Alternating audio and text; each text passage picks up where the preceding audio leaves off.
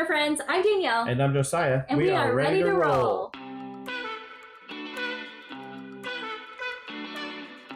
Everybody has an origin story, right? They do. Today we're going to talk about ours.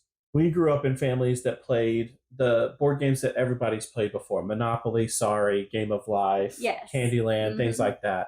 And we thought that's what board gaming was. Yeah, we even, played Uno. I played Apples to Apples. I think you did too. I did. I have. Yep. Yeah. And that was probably our most gamery game was Apples to Apples. Yes. Yeah, we thought that was pretty sophisticated gaming. Yes, we did. As a family, we had gotten into Harry Potter. We had read through all of the books. I think our girls were about 13 and 15 years old at the time. Mm-hmm. And we went to Barnes & Noble to look for our youngest daughter a gift for Christmas. And we came across they have this huge Harry Potter section. Yeah. And so we were kind of looking to see what they had. And we came across a board game, and it was Harry Potter Battle for Hogwarts. And we just thought, well, that might be a good gift. That would be fun. It said on the box, it said cooperative. Yeah. And I had never seen a cooperative board game before. Yeah, definitely never played any cooperative board games. No. And so I was like, that's different. So it's something that we could do as a family. Right. And so we purchased that for her, brought it home. And then after Christmas, when she opened it, we got it out and decided to learn how to play this game. And we found out that it was a deck building game. Mm-hmm. Well, we had never even heard of these mechanisms before. Nope. And deck building was absolutely blew our mind. You could actually grow as the game went on and get more and more powerful. Yeah. We'd never seen Dominion or any other game like that. So this was like brand new and very cool. Yeah, and we also have never played any games where there was any sort of asymmetry between the characters.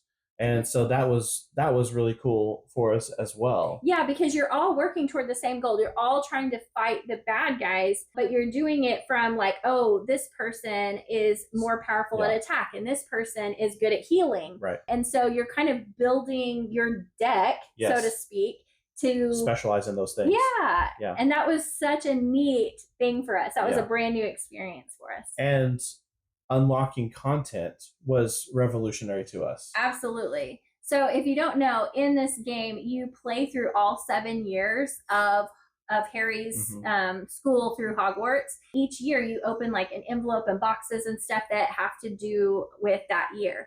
And so you add cards for deck building, you add different enemies. You're always defeating Voldemort at the end, but he changes throughout the game. Yeah, he gets harder. He gets harder, yeah. And then there are a couple of times throughout that you open up a new content and it is an upgrade for your character. Yeah. And we'd seen upgrading characters like in video games. Right. But never in a board game before. Yeah, it even some of the unlocked content even added new mechanisms to the game. Yes. And so this was so cool. So we were like, what? And every time we would open a new box, it was so exciting to see what cards were going to come out. And, what are we going to do? And so we ended up playing through that entire 7-year campaign with our kids and had an absolute blast with it. Yeah, our mind was blown by it. Yes. And so we were like, okay, we have to have more of this. Let's see if we can find something else that's similar. And so I went researching and came across another cooperative game called The Legends of Andor. Yep. And this game we bought and brought it home and played with our girls again. And this is like a fantasy kind of story driven game. We love Lord of the Rings. Mm-hmm. And so it was kind of in that high fantasy genre. Right. You could be a dwarf or an elf or whatever it was. Yeah. And you battled by rolling dice and so he's big into D&D, so this was totally right up. Yeah, and so this is something that we could do with the kids. Like some of it had like a pick up and deliver. Each little scenario that you went through had a little bit different things that you had to accomplish, and that was a lot of fun. It was a lot of fun. And so from that, we found Pandemic. You might have heard of it. Yes. So, and Pandemic, again, was like this next level of game that just completely like blew our minds. Yeah. Yeah. We absolutely loved it. We still love to this day. Yeah, it's Pandemic. One of our favorite games. Mm-hmm. Yeah. And that was so fun. I mean, we play. Our cards are wearing out from playing it so much. Yeah.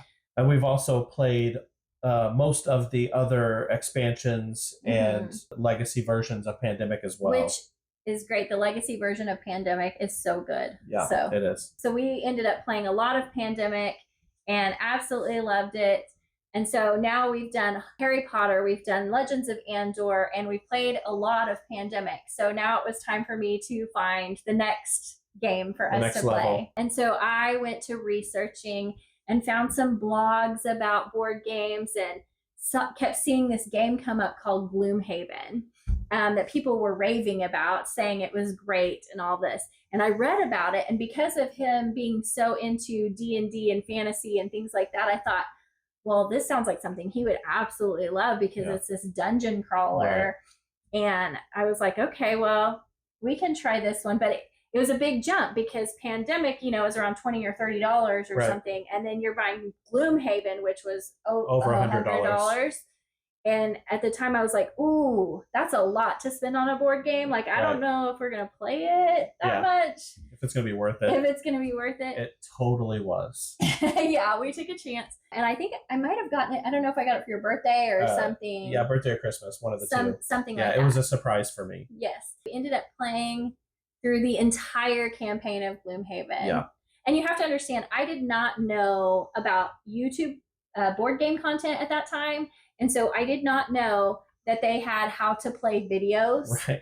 And so we were learning from reading the rule book and trying to and then trying to play Gloomhaven, which was such a big jump for our board gaming brains that we were trying to do. It was a struggle at first. There was some trial and error in getting all of the rules right. We kept going, oh, now I get it. This is what you're supposed to do, and things like that. And it wasn't soon after that I found YouTube content and figured out, oh, there's this whole genre of board gamers out there that are doing all this stuff.